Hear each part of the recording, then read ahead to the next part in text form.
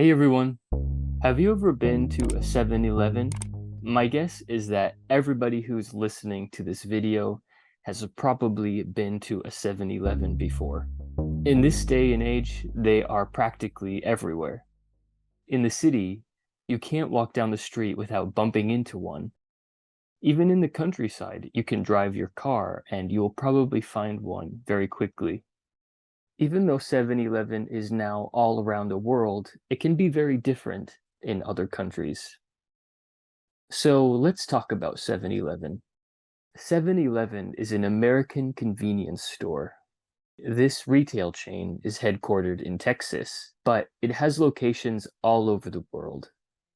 When it was founded in 1927, it was an ice house. Ice houses were used in the past to store ice throughout the year before there was such a thing as refrigeration. In 1991, 70% of the company was acquired by the Japanese company Ito-Yokado. As of 2021, there are 78,029 stores in 19 countries.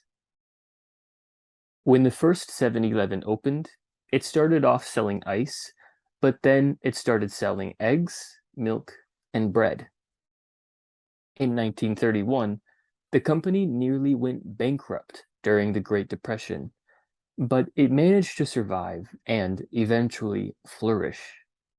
Right now, I live in Hong Kong, and the first 7-Eleven opened here in 1981. Hong Kong does not have the most 7-Elevens, but it does have the highest density of them. In 1992, the first location opened in China. A wide array of warm food is offered, such as steamed buns. Japan, however, has the most 7-Eleven locations than anywhere else in the world. It also offers more products and more services. Let's talk about how it is different in other countries.